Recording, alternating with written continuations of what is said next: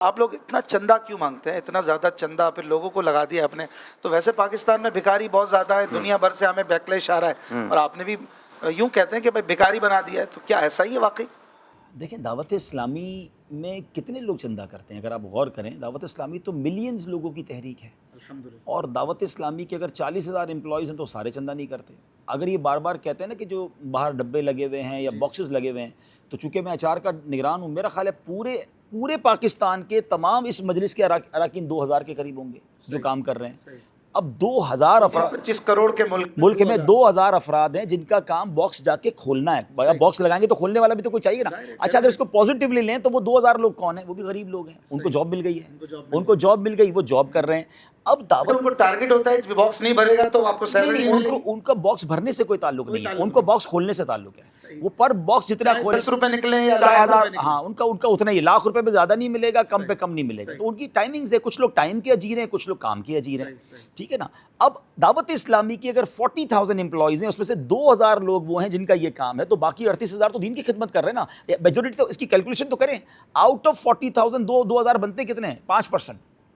دعوت اسلامی کے 5% امپلائی کا کام چندے کے یہ باکسز وغیرہ لگانا ہے. باقی امپلائیز تو کوئی امام ہے، کوئی مؤذن ہے، کوئی مدرس ہے، کوئی مبلغ ہے، دین کے کام کر رہے ہیں. اب 2,000 افراد اگر پوری دعوت اسلامی کے لیے کام کر رہے ہیں تو یہ تو نارمل سی بات ہے. جس تنظیم میں لاکھوں والنٹیئرز ہوں، آپ والنٹیئرلی کام کرتے ہیں، میں الحمدللہ کرتا ہوں، ایسے لاکھوں ہیں. تو یہ تو کوئی ایسی بات نہ ہوئی. اب دیکھیے، بات یہ ہے کہ چندہ کیوں کرتے ہیں. دس از گڈ کویسچن. دیکھیے، چندہ کیوں ہوتا ہے کہ دعوت اسلامی کے پہلے کاموں کو سمجھیے. دعوت اسلامی کے اس وقت جو میں سمجھتا ہوں آن پیپر جو ہمیں ہر مہینے خرچہ کرنا ہے اور پھر اس کے بعد سال کا خرچہ کرنا ہے، وہ تقریباً 25-30 ارب روپے بن جاتا ہے. اور اس کے بعد کچھ خرچہ ہوا جو آن پیپر نہیں ہے. وہ اس لیے نہیں ہے کہ جو علاقوں میں مسجدیں بن رہی ہیں، آپ کے علاقے میں جو بھی مسجد بنتی ہے 15-20 کروڑ سے کم کی بنتی نہیں. جس علاقے میں آپ امامت کر رہے ہیں 22 کروڑ کی جگہ، ابھی آپ نے 22 کروڑ کی جگہ لی. تو یہ پیسے اگر آپ کیلکولیٹ کریں تو دعوت اسلامی شاید سال کے 60-70 ارب روپے خرچ کرتی ہے. تو 60-70 ارب روپے، اور یہ پاکستان، دنیا کے ملاؤں تو شاید یہ 70-80-100 ارب بن جائیں گے. پوری دنیا میں مراکز بن رہے ہیں، مبلغین کام کر رہے ہیں. تو 100 ارب روپے جو تنظیم سال کے خرچ کر رہی ہے تو وہ جمع کر رہی ہے تو کر رہی ہے نا. ٹھیک ہے. لیکن اب آپ 100 ارب جمع کریں گے تو نظر آئے گا نا کہ آپ چندہ بھی کر رہے ہیں، اعلان بھی کر رہے ہیں، اور لوگ آپ کو دے رہے ہیں. آپ کو خرچہ بھی نظر آنا چاہیے کہ وہ خرچ ہو رہا ہے. ہمارے لیے بڑا آسان ہے، ہم کام روک دیتے ہیں. بھائی جتنے امپلائیز ہیں اب ایک بھی نہیں بڑھائیں گے، ایک مسجد نہیں بڑھائیں گے، ایک مدرسہ نہیں بڑھائیں گے. ہم اگلے 2 سال بعد سفیشینٹ ہو جائیں گے، لیکن کام وہی رک جائے گا. ہمارا گڈ پرابلم ہے کہ ہر علاقے سے ڈیمانڈ ہے.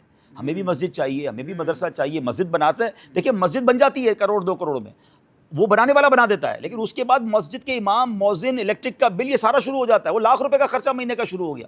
تو ہمارا تو خرچہ بڑھتا ہی جا رہا ہے، ہمیں اس پہ غم نہیں ہے.